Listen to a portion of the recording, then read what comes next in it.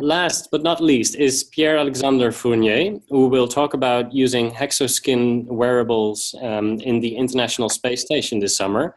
We just heard about the costs of bringing the product up, but I guess you will share us about all the benefits of the shirt as well. The floor is yours, Pierre. Yes, thank you. Let me share my screen with you. Can you hear me okay? Perfectly. Excellent. So thanks for having me. I'm Pierre-Alexandre Fournier, CEO and co-founder of Hexoskin, a company based in Montreal, Canada. So I'm going to talk a little bit about the company and then about human spaceflight and what we're doing in the space program. So we started the company in 2006. Our goal was to create an artificial intelligence for healthcare, for chronic diseases, to help people age at home and make healthcare more accessible.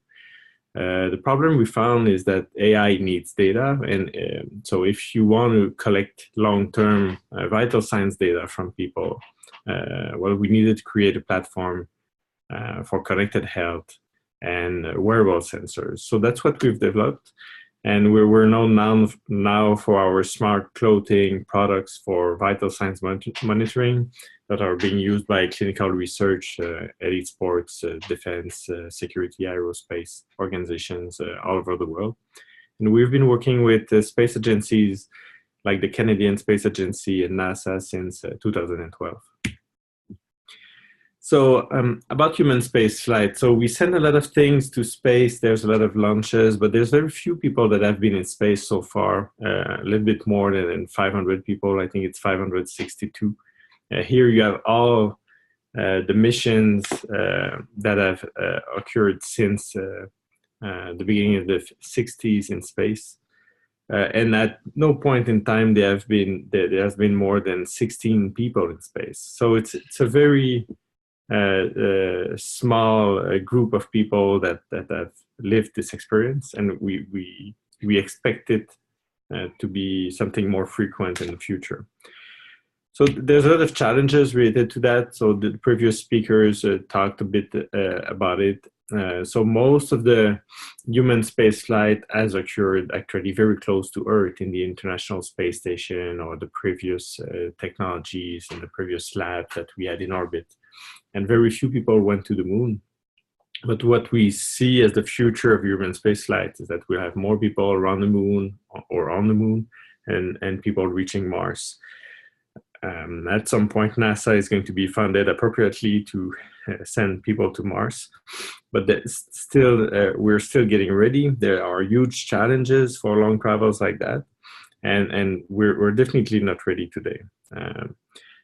So there's a lot of health issues in space. So again, other speakers have talked about that. There's issues about vision problems developing in microgravity, and when the astronauts come back, problems with intracranial blood pressure, muscle loss, bone loss, radiation. So there are contingency programs to prevent these things and prevent damages, which include more than 2 hours per day of physical training.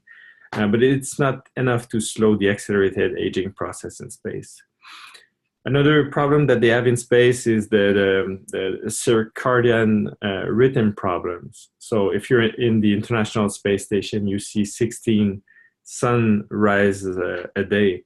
And so basically your body is completely disoriented as far as what is day and what is night, but you still need to sleep. So there's a lot of sleep problems in space. And these sleep problems will also occur when we go back to the moon and when we go to Mars. So in the International Space Station, there is a lot of equipment for medicine, for health monitoring, but it's limited by size, weight. So for example, you'll have an ultrasound in the ISS, but you won't have an MRI because it's just way too heavy to send to space, well, with the technology we have now. So today, the astronauts spend about half of their mission time studying their own health. So there's a lot of setup time and time used to put sensors on astronauts and remove sensors from astronauts and taking measurements and taking blood samples. So part of our time with the Canadian Space Agency and NASA is making health monitoring over the long term more convenient and in a way that requires less astronaut time. So the project that is called Astroskin aims to do that. So what we've done is that we've taken all the sensors that are used in an hospital to monitor patients and design it so it can be wearable. So it can be worn by an astronaut. It can be worn 24/7 by astronauts. So the Astroskin can measure electrocardiogram activity, so heart rate, beat-to-beat intervals, breathing rate, volume. Actually, it's a lot more complex than that. We measure breathing patterns, and we can measure very fine differences in breathing patterns during the day. We measure activity levels, movement, skin temperature, PPG, SpO2, and also we also do continuous blood pressure measurement from the device. So basically we're taking very cumbersome and heavy equipment and make it lightweight and in a way that minimizes setup time and minimizes the astronaut time required to operate the system. And so the astronauts are going to wear that, and we're going to have the data sent back to Earth so that the medical teams on Earth can monitor the astronauts. So this is some drawings of some of the prototype that we've done. So you see that there's a lot of adjustment. It's different from the Hexoskin shirts that we use for clinical research on Earth.